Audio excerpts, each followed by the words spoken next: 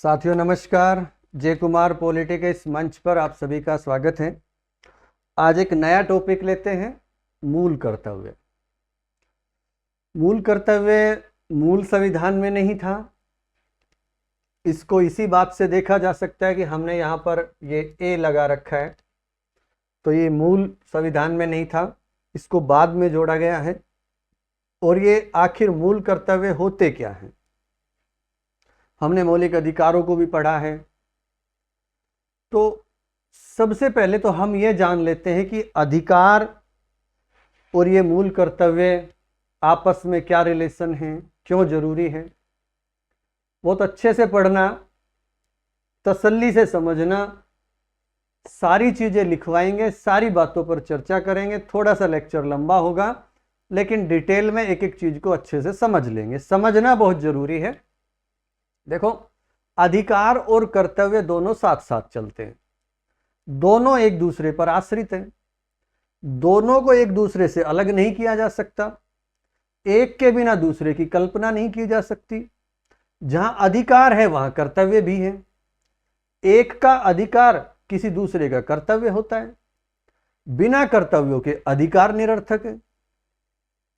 इसलिए हम देखते हैं कि लगभग प्रत्येक जो कानून होते हैं, जो विधि का निर्माण होता है, उनमें अधिकारों के साथ साथ कहीं ना कहीं कर्तव्यों का भी उल्लेख रहता है।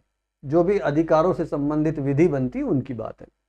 हालांकि ये बात अलग है कि जब हमारे संविधान की शुरुआत हुई तब कर्तव्यों का उल्लेख नहीं किया गया था, लेकिन इसके पीछे एक कारण था। दरअसल भारत एक लंबे समय तक दासता या गुलामी की स्थिति में रहा है। भारतवासियों की मानसिकता ऐसी हो चुकी थी कि वे केवल कर्तव्य पालन ही जानते थे। अधिकारों से तो लगभग वंचित ही थे। तो सीधी सी बात है, अगर कोई नियम, कानून या संविधान नहीं है तो आप एक बार कल्पना कर लो, अधिकार शक्तिशाली आदमी के पास रहेंगे, कमजोर व्यक्ति को कर्तव्य ही निभाने पड़ेंगे। इसलिए इन परिस्थितियों में संविधान में केवल अधिकारों का ही उल्लेख कर दिया गया, क्योंकि कर्तव्य पालन तो भारतवासियों के रोम रोम में बसा हुआ था। यहां पर यह भी जान लेना जरूरी है कि सामान्यतः जो संसार के और लोकतांत्रिक देश हैं, उनके संविधान में नागरिकों के कर्तव्यों का स्पष्ट रूप से उल्लेख नहीं किया गया है। आप अमेरिका को देख लो, ऑस्ट्रेलिया को देखो, जापान में तो है, जर्मनी है, कनाडा है, ब्रिटेन है। ये ऐसे देश हैं जिनमें मूल कर्तव्यों का स्पष्ट प्रावधान नहीं है। इन देशों में क्या फिर बिल्कुल कर्तव्य नहीं है? कर्तव्य तो है, या तो वहां के कानूनों से इसकी उपज होती है, या फिर कोई न्यायिक निर्णय होते हैं, जो न्यायालय के आदेश होते हैं, निर्णय होते हैं, उनसे ये चीज वहां पर उपजी है। संविधान में स्पष्ट उल्लेख नहीं है मूल कर्तव्यों का। हां, साम्यवादी देश है, उनमें संविधान में मूल कर्तव्यों की परंपरा हमें स्पष्ट रूप से देखने को मिलेगी। जैसे सोवियत संघ है, चीन है, यहां पर मूल कर्तव्यों का विशेष प्रभाव मिलेगा।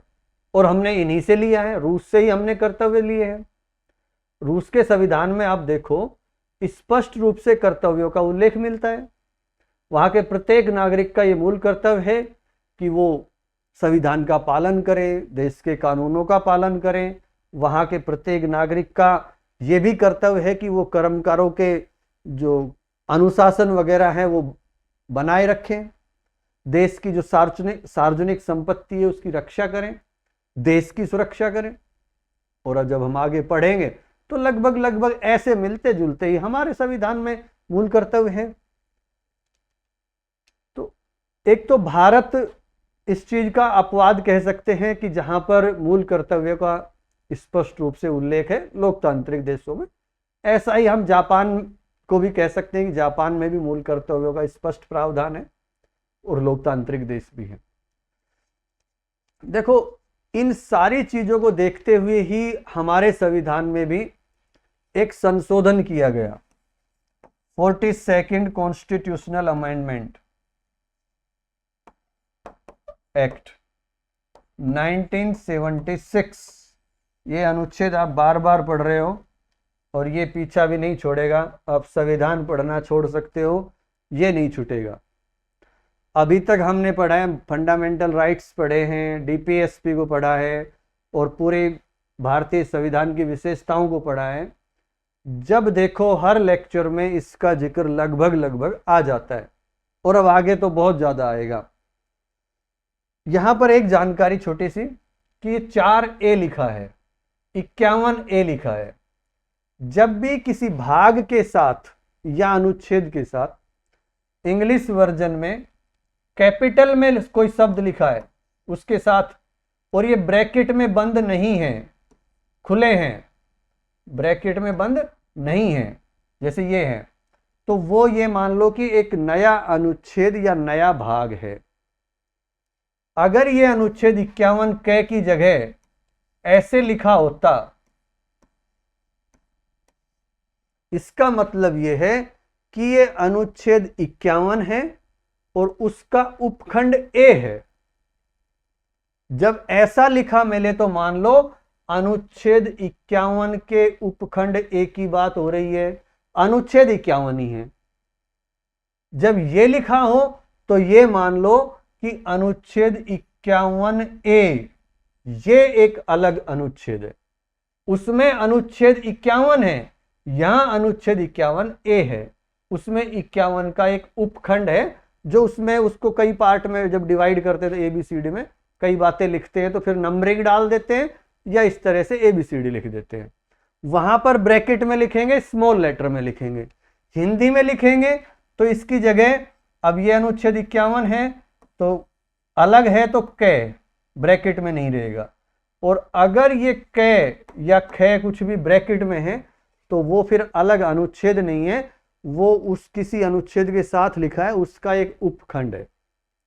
खंड उसको बोल देंगे जो नंबरिंग होती है 1 2 3 4 5 6, उनको खंड बोल देते हैं। एक छोटी सी जानकारी थी। तो फंडामेंटल ड्यूटीज, अब 42वें संशोधन से हमने इसको शामिल कर लिया। देखो मूल संविधान में राज्यों के कर्तव्यों को तो शामिल कर लिया गया था, भाग 4 में अभी हमने पढ़े ही हैं। राज्यों के कर्तव्यों को हम डीपीएसपी बोल रहे हैं, directive principles of state policy, जिसका अध्ययन कर लिया है उसको मूल संविधान में शामिल कर लिया था। नागरिकों के कर्तव्यों को शामिल नहीं किया था, जिसको एक कमेटी की सिफारिश पर इसको शामिल किया गया है। कमेटी का नाम था स्वर्ण सिंह समिति। आज बोर्ड पर कुछ भी नहीं लिखा है, खाली है, टाइम की कमी थी, रात को बहुत लेट हो रहे हैं, लगभग 11:30 बज रहे हैं। स्वर्ण सिंह समिति,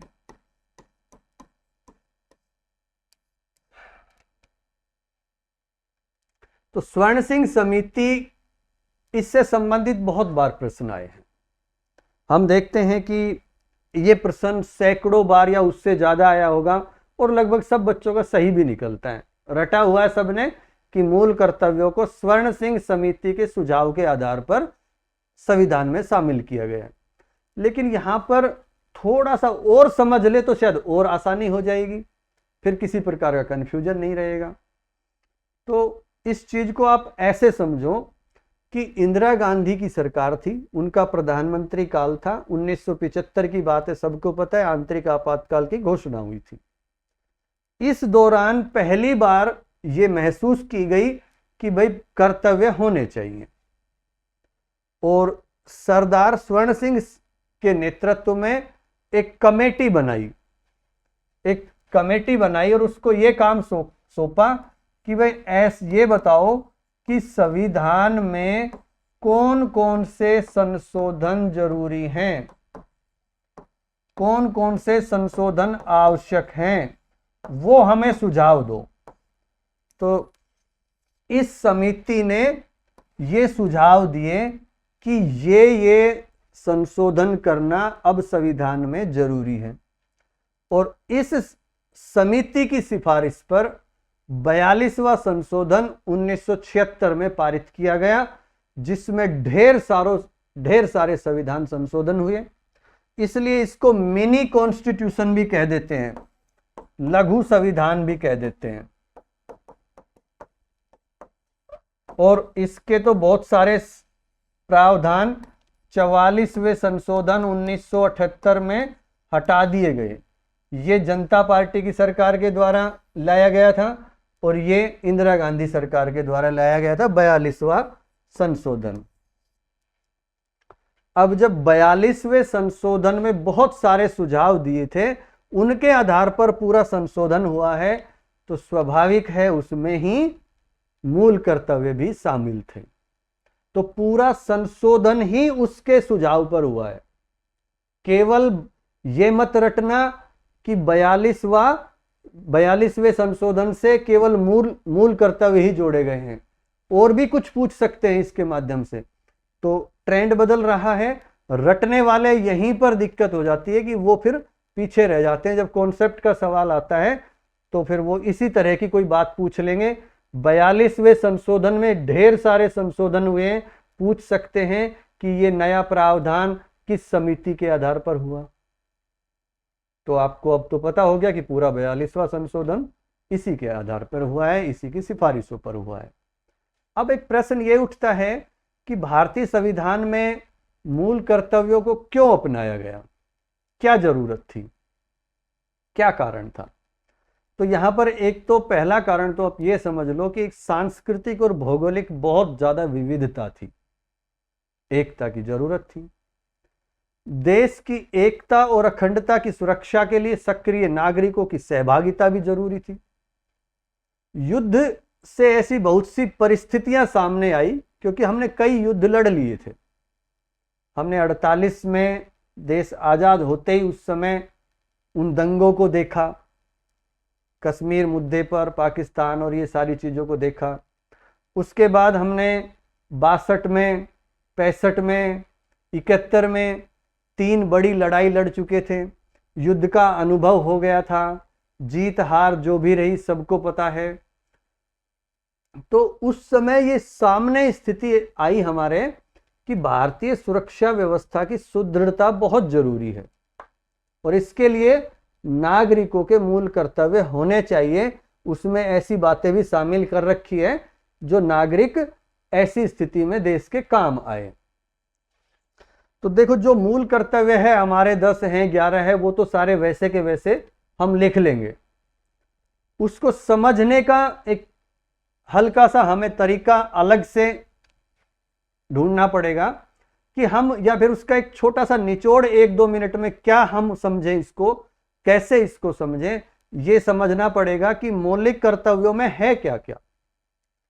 तो इसको इस तरह से स्पष्ट रूप से समझ सकते हैं कि प्रत्येक नागरिक का ये कर्तव्य है कि वह, ये कुछ 2-4 शब्दों का मैं प्रयोग कर रहा हूं, उन शब्दों को याद करो कि प्रत्येक नागरिक ये काम करेगा या उसकी ये ड्यूटी बनती है।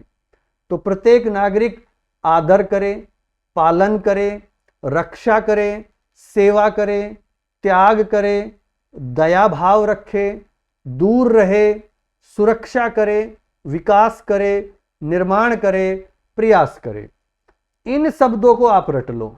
अब बात आती है आदर करें किसका, संविधान का, राष्ट्रध्वज का, राष्ट्रगान का।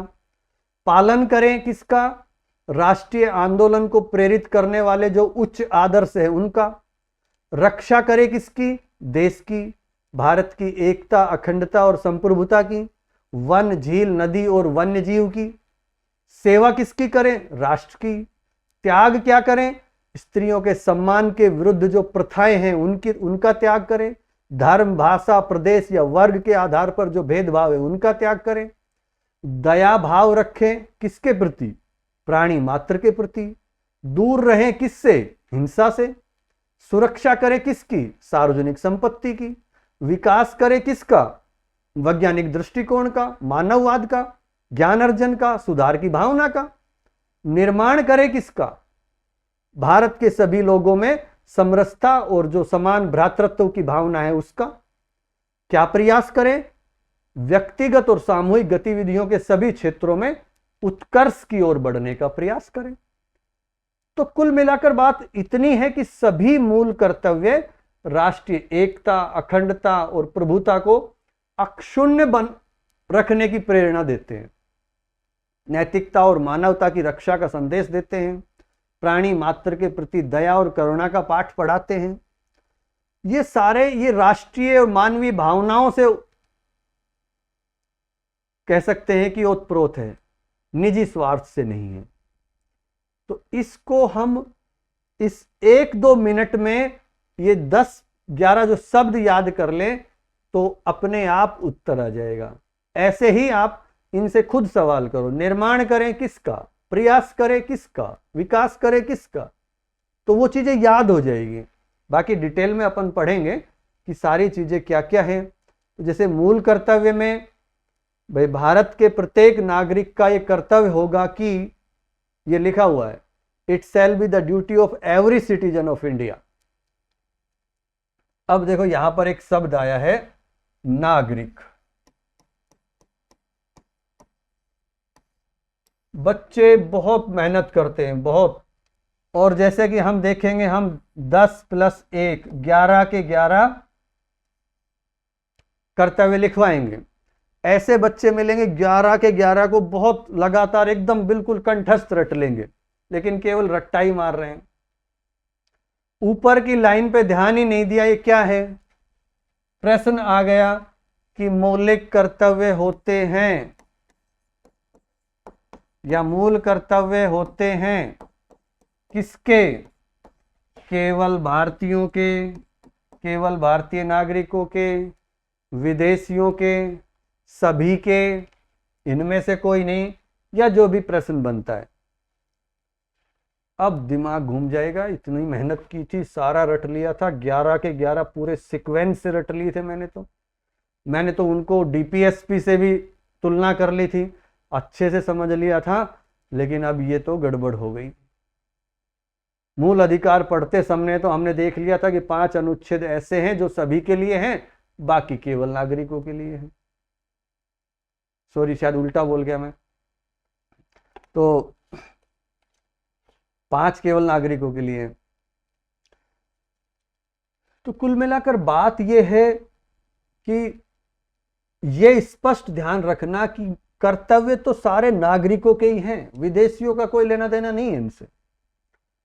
इसमें पहली लाइन ही ये लिखी है कि भारत के प्रत्येक नागरिक का एक कर्तव्य होगा कि वह, और फिर 11 लाइन लिखी हुई है। फिर इसमें अब देखो, ये सबसे पहले तो अनुच्छेद क्या है?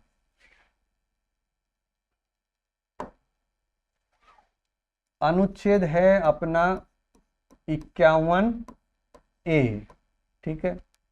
अब इसमें जब भी कोई बात अब आ जाए, इसमें 51AA, इसका मतलब अनुच्छेद 51A का A उपखंड, फिर B, C, D, E, F, G, H, जो भी ये चलता रहेगा, इसको आगे पढ़ते हैं।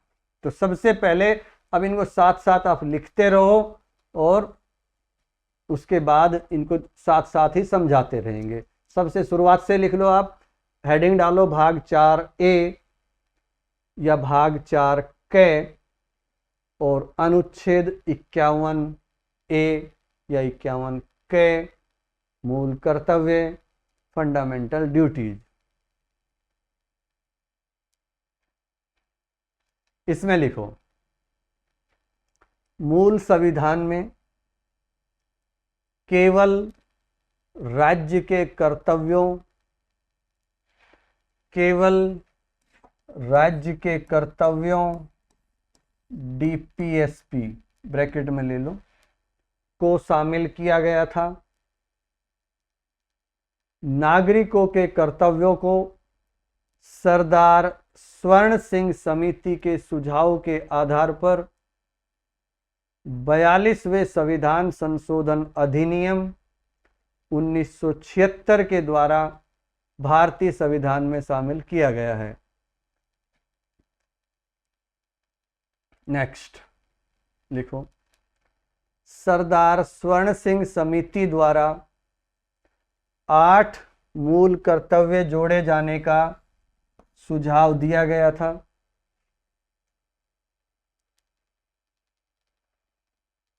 तथा इनकी अनुपालना न किए जाने पर इनकी अनुपालना न किए जाने पर दंड का प्रावधान या दंड के प्रावधान की सिफारिश की गई थी तथा कर अदा करने को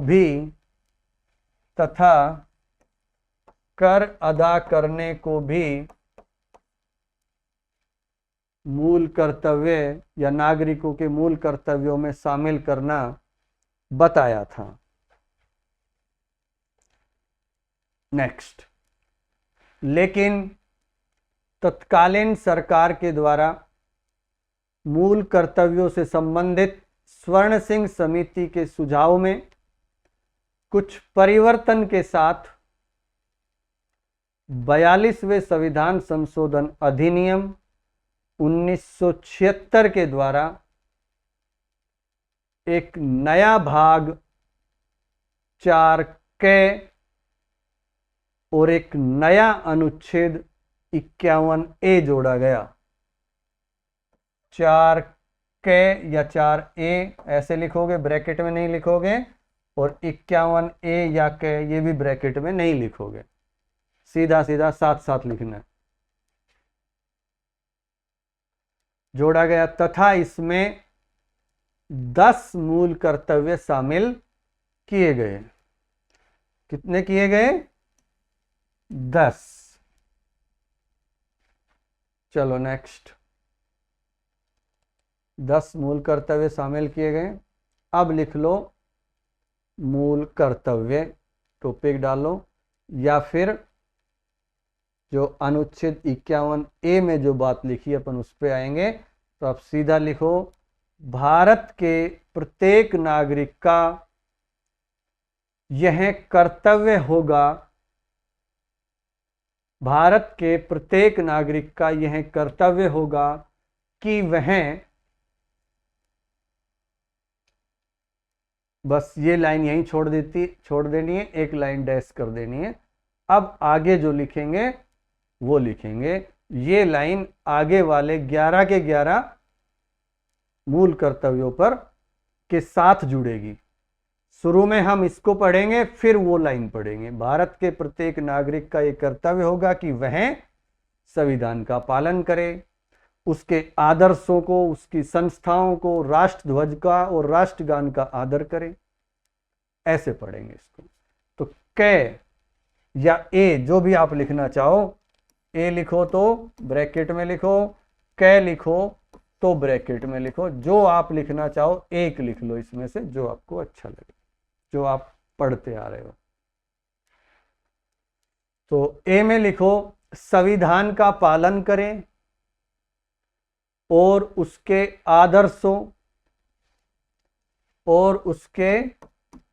आदर्शों आइडल्स, कोमा संस्थाओं, इंस्टीट्यूशंस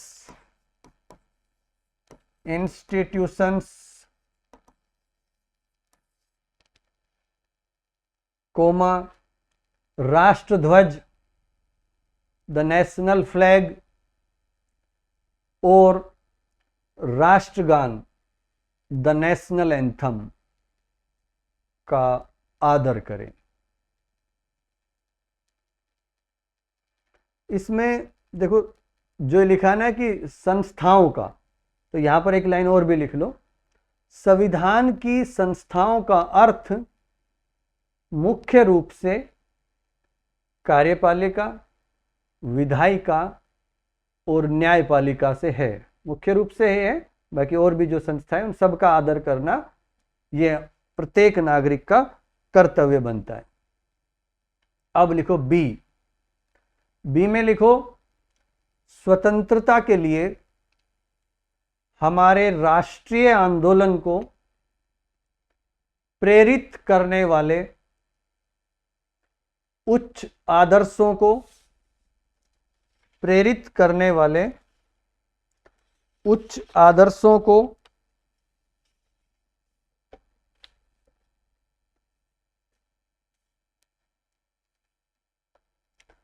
हृदय में संजोए रखें और उनका पालन करें। उच्च आदर्शों को हृदय में संजोए रखें और उनका पालन करें। सी लिखो, भारत की प्रभुता, एकता और अखंडता की रक्षा करें और उसे अक्षुण्ण रखें और उसे अक्षुण्ण रखें। To uphold the protect the sovereignty, unity and integrity of India. देखो, एक लोकतांत्रिक देश में संप्रभुता जनता में निहित होती है, इसलिए नागरिकों का ये परम कर्तव्य होता है कि वे भारत की संप्रभुता, एकता और अखंडता की रक्षा करें। व्यवहारिक रूप में देखा जाए तो भारत की संप्रभुता और एकता अखंडता के लिए भारत की दंड संहिता में अपराधों और उनको रोकने के लिए दंड की व्यवस्था कर रखी है। तो भारत की प्रभुता, एकता और अखंडता की रक्षा करें और उसे अक्षुण्ण रखें, या कहें कि बनाए रखें, उसको कुछ होने ना दें, उसको संभाल के रखें, इसका अर्थ होता है। अब लिखो डी, देश की रक्षा करें और आह्वान किए जाने पर राष्ट्र की सेवा करें। देश की रक्षा करें और आह्वान किए जाने पर राष्ट्र की सेवा करें। देखो, यहां पर आह्वान किए जाने का मतलब है कि जो तीनों सेनाएं हैं उनके अलावा जो नागरिक है उनकी जरूरत पड़े तो उनको राष्ट्रीय सेवा देनी पड़ेगी राष्ट्र के हित में। यानी कभी ये नहीं कि सेना को ही युद्ध करना है, अगर जरूरत पड़े तो आम नागरिक को भी बुलाया जा सकता है। देश की रक्षा करें, रक्षा के लिए किसी को भी आह्वान किया जा सकता है, तो ये आपका कर्तव्य बनता है, आह्वान किए जाने पर राष्ट्र की सेवा करें। और हमने देखा था कि ऐसा ही मामला जब हम अनुच्छेद 23 पढ़ रहे थे तो आया था, और अनुच्छेद 23 में लिखा हुआ था कि राज्य को यह अधिकार दिया गया है कि धर्म, नस्ल, जाति, वर्ग या इनमें से किसी के आधार पर भी भेदभाव किए बिना राज्य अपने नागरिकों से सार्वजनिक उद्देश्य की पूर्ति हेतु अनिवार्य सेवा ले सकता है। तो अनुच्छेद 23(2) यानी मौलिक अधिकारों में भी वहां ये स्पष्ट रूप से लिखा था कि वैसे तो वहां लिखा था कि राज्य वे शोषण नहीं करेगा, जो भी था उसमें सारी चीजें थी, लेकिन जरूरत पड़ने पर अनिवार्य सेवा का प्रावधान वहां भी था। यानी वहां भी एक जो कहते हैं युक्ति युक्त प्रतिबंधों में वर्णन किया गया था। तो ये हो गया चौथा। तो डी था हमारा, देश की रक्षा करें और आह्वान किए जाने पर राष्ट्र की सेवा करें। इसमें ये लाइन भी लिख लो, अनुच्छेद 23 वाली भी लिख लो, ध्यान रहेगा यहाँ पर, क्योंकि कोई भी चीज जब साथ साथ लिखते हैं तो बहुत अच्छे से क्लियर होता है। लिखो इसमें, इसी को ध्यान में रखते हुए अनुच्छेद 23(2) में, हालांकि इसी को ध्यान में रखते हुए तो ठीक नहीं रहेगा क्योंकि 23 तो पहले बना था और ये बाद में बना है। आप इसमें ऐसे लिख सकते हो कि अनुच्छेद 23(2) में भी राज्य को यह अधिकार दिया गया है कि धर्म, नस्ल, जाति, वर्ग या इनमें से किसी भी आधार पर भेदभाव किए बिना राज्य अपने नागरिकों से सार्वजनिक उद्देश्य की पूर्ति के लिए अनिवार्य सेवा ले सकता है। बाकी डिटेल में हमने वहां पढ़ा था।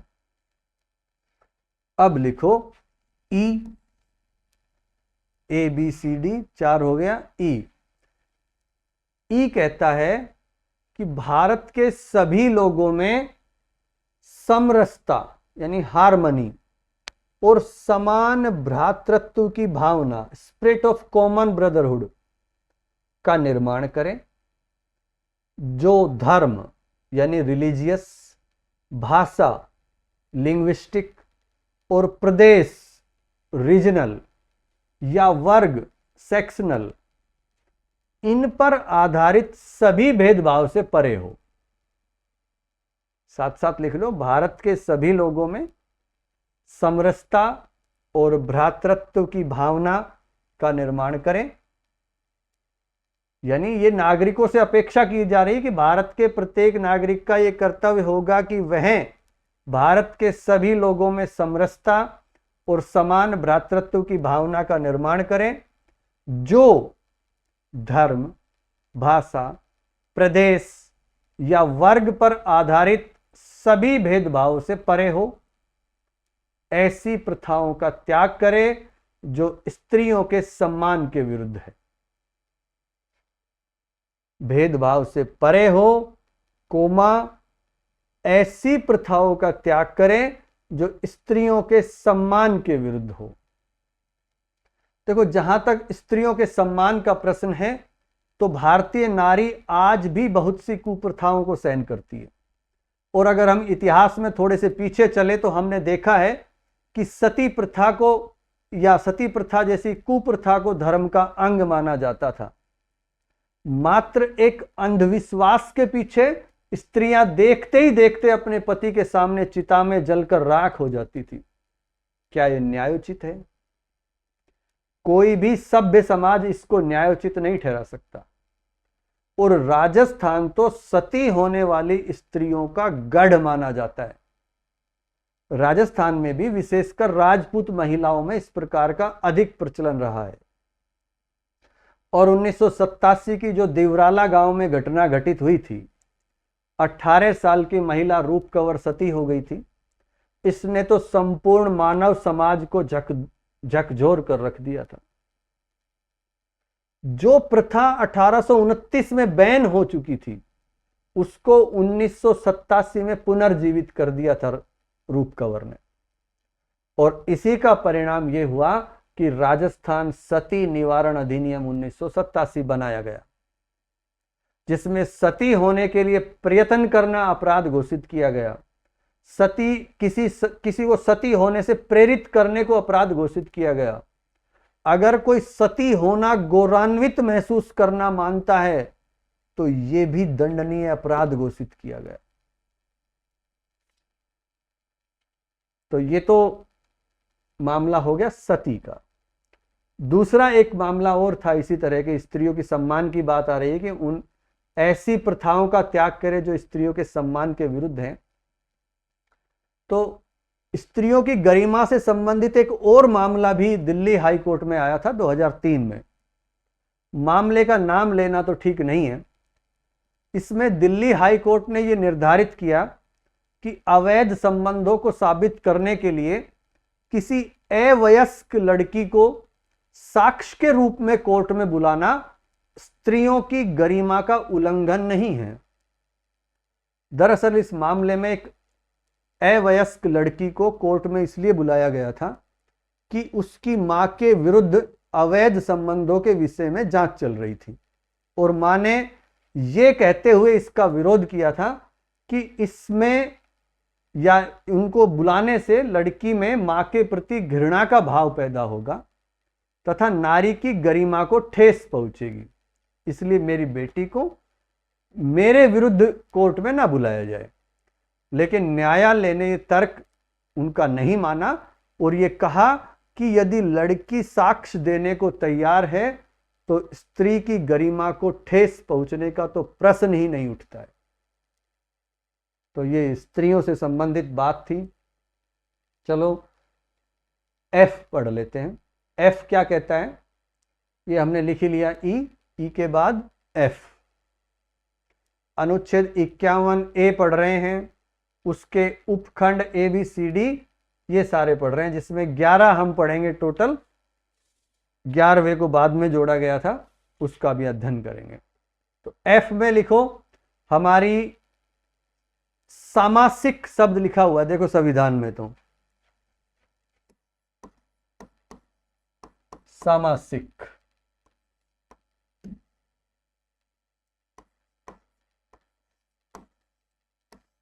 मैं इसके लिए समग्र शब्द का प्रयोग करता हूं, जो ठीक रहेगा, मिलता जुलता सा है। कंपोजिट कल्चर लिखा हुआ है वैसे तो इंग्लिश में। कंपोजिट कल्चर यानी हमारी समग्र संस्कृति की गौरवशाली परंपरा का महत्व समझें। यानी प्रत्येक नागरिक का यह कर्तव्य बनता है कि वह हमारी सामाजिक संस्कृति की गौरवशाली परंपरा का महत्व समझे और उसका परिरक्षण करे। परिरक्षण मतलब रक्षा करे, सुरक्षा करे, संरक्षण करे, जो भी है। तो ये आप इसको ऐसे लिख लीजिए कि जो बोला ऐसे कैसे आप लिख लो। अब देखो, हमारी समग्र संस्कृति और गौरवशाली परंपरा में पिछले 5000 वर्षों से भी अधिक पुरानी हमारी सभ्यता और संस्कृति शामिल है, जिसमें मूर्तिकला हो गई, वास्तुकला है, गणित, विज्ञान, चिकित्सा, चित्रकला, इन सब क्षेत्र में जो भारत के लोगों ने योगदान दिया वो सारी चीजें शामिल हैं। तो कुल मिलाकर बात यह है कि हम देखें कि कई ऐसे धर्म हैं जिनकी जन्मस्थली भारत है। हिंदू, बौद्ध, जैन, सिख, इनकी जन्मस्थली भी भारत में है। यानी इसको साधारण से अर्थ में समझें तो सीधी सी बात है कि जो हमने अपने पूर्वजों से प्राप्त किया है उसे अगली पीढ़ी तक सुरक्षित और समृद्ध रूप से पहुंचाना हमारा कर्तव्य है।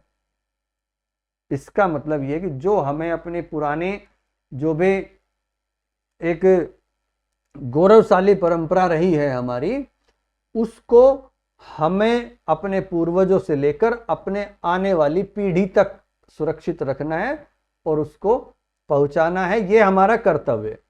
देखो, हम इतिहास की बहुत सी पुरानी बातें जानते हैं, तो उसका माध्यम भी तो यही है, एक पीढ़ी से दूसरी पीढ़ी में बात ट्रांसफर होती है।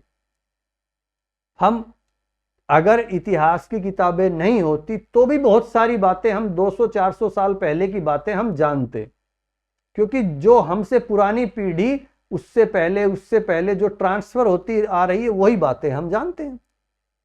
तो ये हो गया। इसमें ये एक लाइन और लिख लो, दोबारा से मैं रिपीट कर देता हूं शुरुआत में, कि हमारी समग्र संस्कृति, कंपोजिट कल्चर लिख लो इंग्लिश में, कि गौरवशाली परंपरा का महत्व समझें और उसका परिरक्षण करें।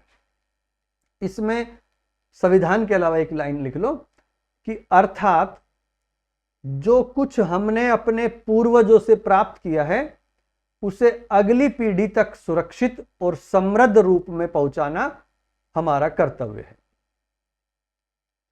अब जी, ये सारे मैंने कैपिटल में भी लिख दिए।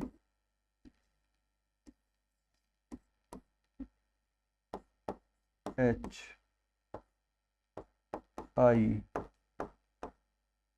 फिर कैपिटल लिख दिए मैंने, जी एच आई जे के। तो जी, अनुच्छेद 51A का जी उपखंड ये कहता है कि प्राकृतिक पर्यावरण के प्रति दया भाव रखें या उनकी रक्षा करें। दया भाव तो ये प्राणी मात्र के प्रति है। प्राकृतिक पर्यावरण की रक्षा करें। इसमें वन आ गया, झील आ गई, नदी है, वन्य जीव है, ये सारे प्राकृतिक पर्यावरण में आएंगे। और उनका संवर्धन करें, इंप्रूवमेंट करें उनमें, और प्राणी मात्र के प्रति दया भाव रखें। यह हमारा अनुच्छेद 51A का जी कहता है। यानी मूल कर्तव्यों के अनुच्छेद 51A के उपखंड जी से संबंधित 2015 में एक मामला मुंबई हाईकोर्ट में आया था। न्यायालय ने तो यहां तक कह दिया था कि अनुच्छेद 51A के उपखंड जी के तहत प्राणी मात्र के प्रति दया रखना नागरिकों का मूल कर्तव्य है। इसलिए आनंद की अनुभूति के लिए जो आप ये मुंबई की कंक्रीट और तारकोल की सड़क है, इस पर जो ये घोड़े दौड़ाते हो, ये उनके प्रति निर्दयता है, क्योंकि इससे उनको पीड़ा होती है, उनके रोगग्रस्त हो जाने की आशंका बनी रहती है। तो आपका कर्तव्य है कि वहां पर ना दौड़ाए। तो ये आप इसमें लिखो, ये जी में लिख लो कि प्राकृतिक पर्यावरण जिसके अंतर्गत वन, प्राकृतिक पर्यावरण जिसके अंतर्गत वन, झील, नदी और वन्य जीव है की रक्षा करें और उसका संवर्धन करें तथा प्राणी मात्र के प्रति दया भाव रखें। तो ये हो गया अनुच्छेद 51A का उपखंड जी। अब आ जाते हैं एच पर। एच ये कहता है कि वैज्ञानिक दृष्टिकोण का विकास करें, मानववाद का विकास करें, ज्ञानार्जन का विकास करें और सुधार की भावना का विकास करें। To develop the scientific temper, humanism and the spirit of inquiry and reform. देखो, वैज्ञानिक दृष्टिकोण का मतलब यह है कि सभी प्रकार के जो अंधविश्वास है उनसे दूर रहें और जो ज्ञान की खोज कर रहे हैं वो तथ्यों के आधार पर करें। यानी जो अनुसंधान करें, रिसर्च करें, वो पुरानी रूढ़ियों को मानकर ना करें। आप विज्ञान के आधार पर, तथ्यों के आधार पर खोज करें। तो ये है वैज्ञानिक दृष्टिकोण। तो एच में स्पष्ट रूप से लिख लो कि वैज्ञानिक दृष्टिकोण मानववाद और ज्ञानार्जन तथा सुधार की भावना का विकास करें। अब लिखो आई। आई में लिखो सार्वजनिक संपत्ति को सुरक्षित रखे और हिंसा से दूर रहे। देखो, पिछले कुछ वर्षों में हमने देखा है कि जब भी कोई रैली, बंद या हड़ताल आदि होती है तो इस दौरान सार्वजनिक संपत्तियों का बड़े स्तर पर नुकसान होता है, जो कि इस मूल कर्तव्य का प्रत्यक्ष उल्लंघन है। इसे रोकने के लिए सबसे अच्छा उपाय यह है कि विद्यालय की पढ़ाई के दौरान ही बच्चों में इसके प्रति जागरूकता पैदा कर दी जाए, ताकि बाद के वर्षों में सार्वजनिक संपत्ति की रक्षा करना और हिंसा से दूर रहना उन बच्चों के चरित्र का हिस्सा बन जाए। तो आई लिखो, सार्वजनिक संपत्ति को सुरक्षित रखे और हिंसा से दूर रहे। To safeguard public property and to absorb violence. अब लिखो जे। जे में लिख लो व्यक्तिगत और सामूहिक गतिविधियों के सभी क्षेत्रों में, व्यक्तिगत और सामूहिक गतिविधि के सभी क्षेत्रों में उत्कर्ष की ओर बढ़ने का सतत प्रयास करें, जिससे राष्ट्र निरंतर बढ़ते हुए प्रयत्न और उपलब्धि की नई ऊंचाइयों को छू ले। ये तो थे 10 मूल कर्तव्य। अब 11वां लिखो। इसमें लिखो, पहले एक लाइन लिख लो, इसके बाद 86वें संविधान संशोधन अधिनियम, इसके बाद 86वें संविधान संशोधन अधिनियम, संविधान संशोधन अधिनियम 1976 ही बार बार याद आता है। 86वां हुआ था 2002 में। तो लिखो 86वें संविधान संशोधन अधिनियम 2002 के द्वारा अनुच्छेद 51A में एक कर्तव्य और जोड़ा गया। अनुच्छेद 51A में एक कर्तव्य और जोड़ा के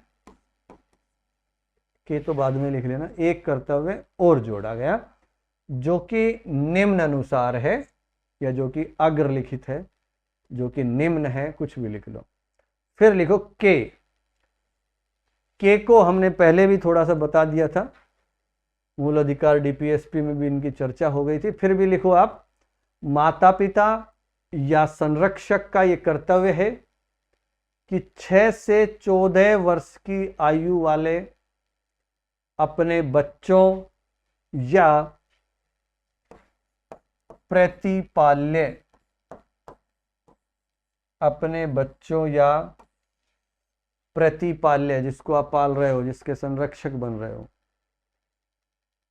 या जो आप जिनको आपने संरक्षित कर रखा है, के लिए बच्चों या प्रतिपाल्य, प्रतिपाल्य का मतलब जिनको पाल रहे हो आप, के लिए शिक्षा के अवसर प्रदान करे।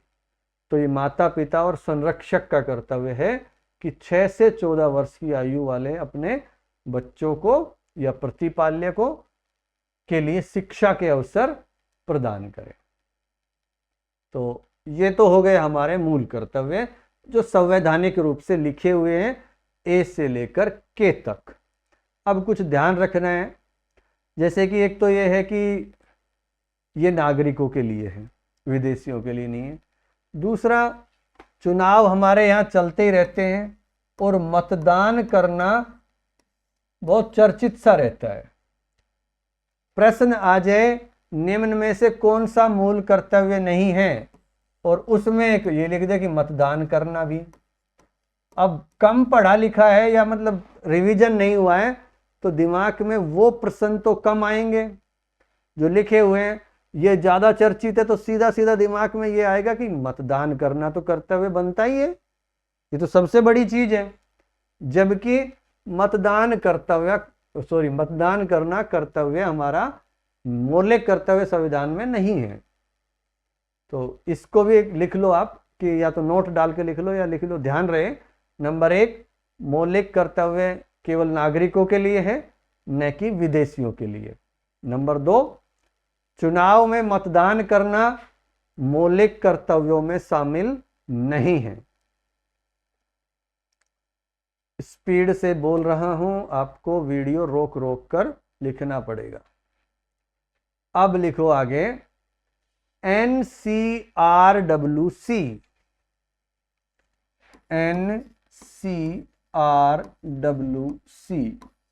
2000। क्या है ये NCRWC? NCRWC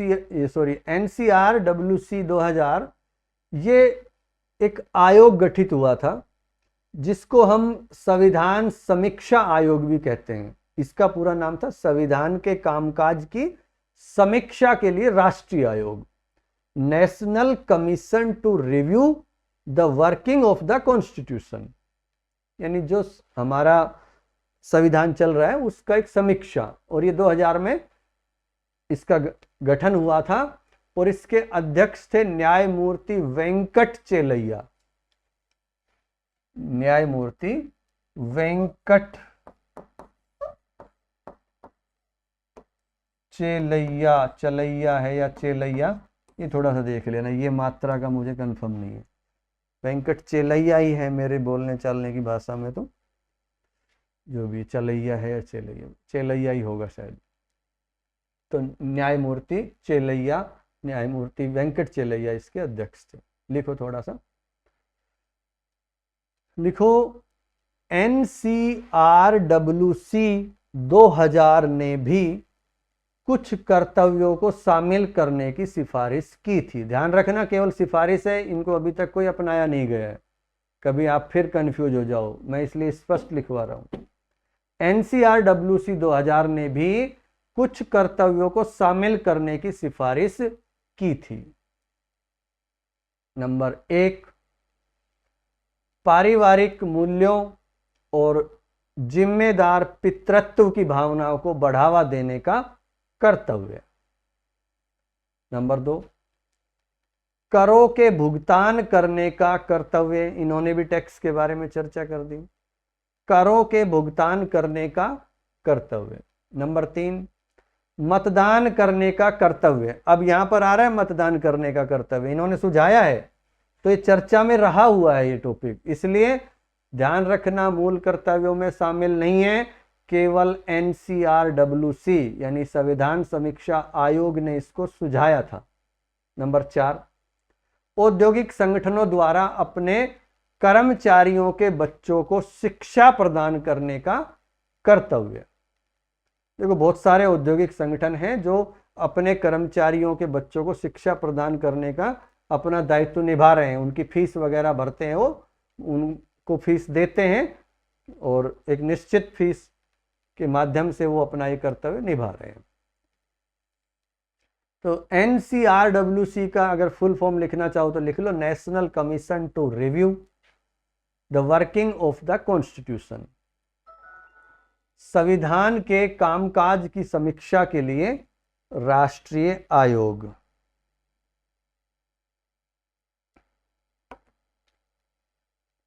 चलो नेक्स्ट लिखो, बस इसको खत्म कर रहे हैं जल्दी से, बहुत लेट हो रहा हूं मैं भी, थकान भी बहुत ज्यादा हो गई है। लिखो, इसे संविधान समीक्षा आयोग भी कहा जाता है। इसके अध्यक्ष न्यायमूर्ति वेंकट चेलैया थे। नेक्स्ट, न्यायमूर्ति वेंकट चेलैया ने एक मामले में स्पष्टीकरण देते हुए बताया था कि संविधान यदि मूल कर्तव्यों को प्रवर्तनीय घोषित नहीं करता है, यानी लागू करने योग्य घोषित नहीं करता है, तो वह उन्हें अपरिवर्तनीय भी घोषित नहीं करता है। यानी संविधान इस बारे में कुछ नहीं कहता है। ऐसा नहीं है कि संविधान ने भाई इनको लागू करने का प्रावधान नहीं किया है, ये अगर वहां पर नहीं लिखा है तो इसका मतलब ये भी नहीं है कि इसको ये अपरिवर्तनीय है, तो यहां कह सकते हैं मौन है। और महात्मा गांधी का कथन लिखना चाहो तो लिख लो, उन्होंने कहा था कि हमें कर्तव्यों का पालन करना चाहिए, अधिकारों को खोजने की जरूरत नहीं पड़ेगी।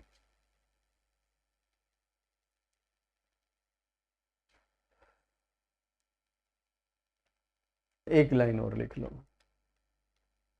इन कर्तव्यों के ऊपर संविधान में कोई दंड की व्यवस्था नहीं की गई है, लेकिन ऐसी व्यवस्था की जा सकती है। भाई कुछ भी संशोधन तो कुछ भी किया ही जा सकता है।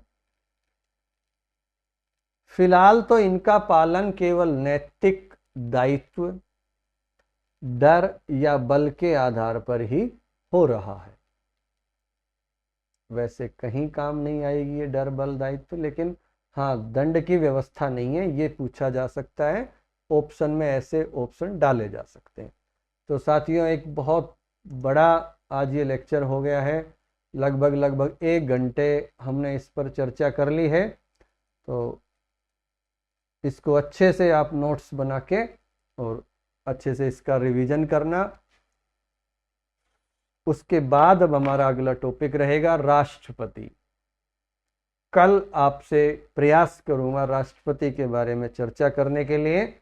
सब कुछ ठीक ठाक रहा, टाइम रहा, अच्छे से टाइम निकल पाया, और राष्ट्रपति को काफ़ी विस्तार से पढ़ेंगे। मेरे हिसाब से लगभग 8-10 लेक्चर लेने की ज़रूरत पड़ेगी। तो तैयार हो जाना राष्ट्रपति पढ़ने के लिए। बहुत अच्छे से और डिटेल में पढ़ने का प्रयास करेंगे, क्योंकि वहां पर प्रश्नों की गहराई की कोई सीमा नहीं है, वहां समझने की ज़्यादा ज़रूरत रहेगी। धन्यवाद।